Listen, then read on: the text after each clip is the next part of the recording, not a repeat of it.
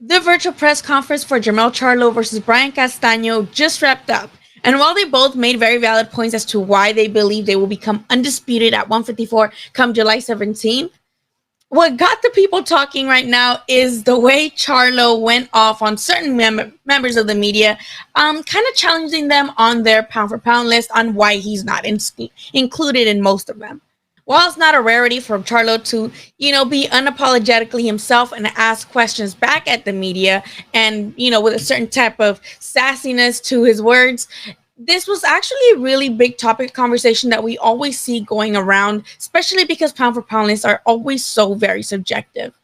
Once Dan Rafael started asking Charlo his question and brought up that he was working for The Ring magazine, Charlo kind of threw a little bit of shade at The Ring magazine, claiming that they don't include him in the pound for pound list they make up, and he kind of threw a jab at the magazine, claiming that he should be considered at least in the conversation. And you people, y'all make up these media about who the best and who ain't the best, so it's no union in this sport. So y'all just run y'all mouth and y'all just ask questions, but y'all really don't give people the accolades and the shit that they deserve, especially the company that y'all are working with. And it's okay. Well, that's why I fight. That's the reason why I got this hunger in my heart. I know you think you belong in all those pound for pound lists already. That's the ultimate stamp. You become I thought it was one list. I thought it was only one list. You know what I'm saying? Why is it all those pound for pound lists? Well, there's different media outlets. That don't matter. Well, just in general, Jermell, is this the win that you put you 100%? Nobody can dispute that you're on a pound for pound list. I had 35 fights in my career. 35 fights. So, you could choose whichever one you want. Okay. Thank you for your time. Good luck in the fight, my man. ESPN's Ben Baby also received similar treatment as to Dan Rafael after asking his questions. Actually, he didn't even got to ask a question before Charlo was already questioning his pound for pound list and ESPN's pound for pound list in general. When Baby kind of challenged back and said, "What fight should I look for in your resume to make you a pound for pound list?" Charlo rebutted by saying that he is unified and that he should watch several fights in which he was not the favorite or he was losing in the scorecard but came back to win by knockout. But perhaps what kind of made us kind of gasp a little bit and just was Charlo mentioning Bud Crawford being placed too high in the rankings, claiming that though he is a great fighter and he was undisputed at 140, his opposition at 147 has been lacking, and Charlo believes that Crawford is ranked way too high for the level of opposition he has faced at 147. Let's take a look at the video. Hey, Jermell, for the record, we've got you number one at 154, just so we're very clear here. What about your pound for pound list? Who's your? Let me put it this way: who do you think is your best? Who created your list? Who created your list? I created my list. Oh, the pound for pound list? I'm on the pound for pound ranking. Okay. Well, I got 3 belts, you know what I'm saying? Right. I got the linear champion. I beat the number 2 guy. You know what I'm saying? I just want y'all to, maybe y'all didn't know that. Well, we didn't have Josh Taylor up high on that list until he disputed until he unified as well and became undisputed. He was on there before he fought. He was lower on there. But that being said, so if you want to go that route, we can go that route. What do you think up into this date is your best win? What's your best win? What should we look at when I'm looking at making my pound for pound list? What win should I go? You know what? That's Jermell. Have you watched me? I don't know how many fights have you watched me fight. I've seen a good amount. I done been a guy that's been down on the cards and came back with a knockout. I done been a guy that's been, I done fought some of the toughest guys. Y'all got to remember some of the people that I fought and who they fought. It's okay. It's okay. I'm not judgmental on y'all sites or whoever. I just know for a fact that, I do get a lot of people that write me. They always telling me about, the only people that don't really put y'all on y'all list is ESPN. And I'm like, okay, that's cool. That don't make me mad. It don't do nothing to me. Y'all don't pay no bills in my house, and y'all probably y'all create y'all list every day. You know what I'm saying? Y'all change y'all list every time somebody fights. So that's y'all job, dog.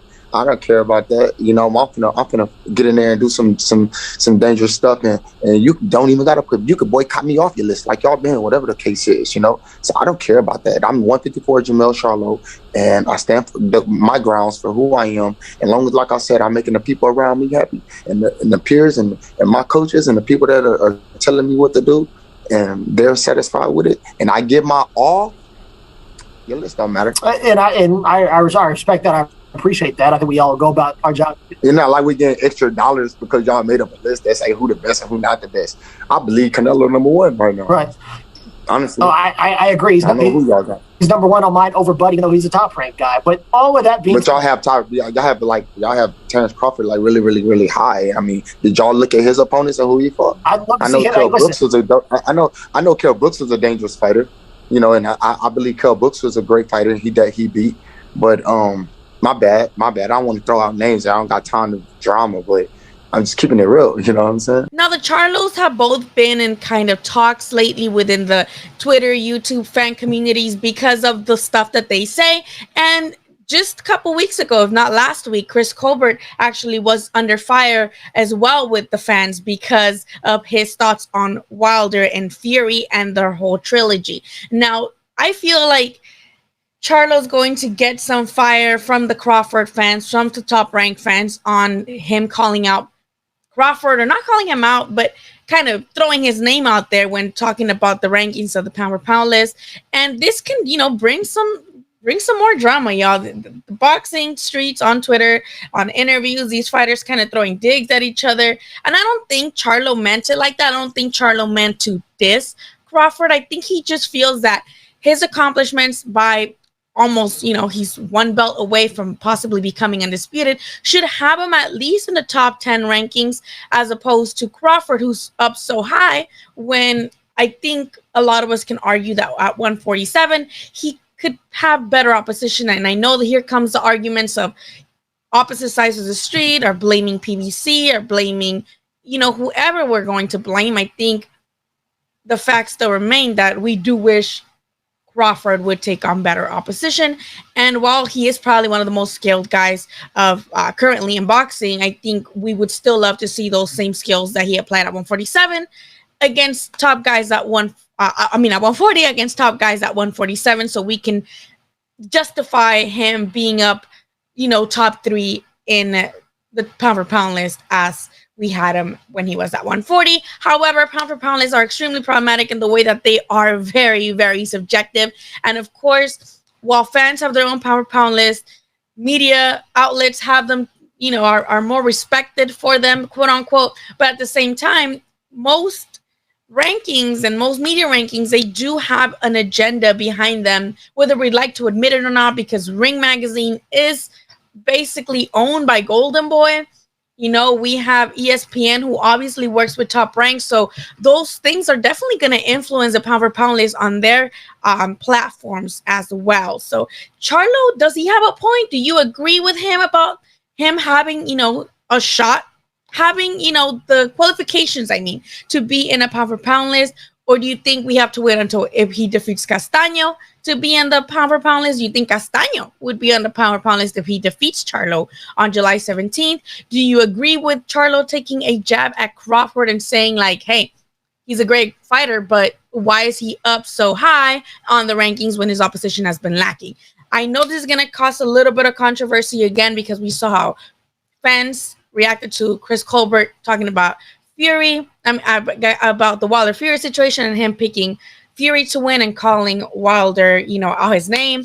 So, you know, Charlo didn't do that. Charlo didn't call Crawford out his name. And I don't think he was trying to, you know, diss Crawford. I think he was just trying to use him as an example to make a case for himself, reinforce the case for himself that he should be in the pound for pound list. Let me know what you guys think in the comments over Twitter. Just let me know how you guys feel about Charlo making these statements.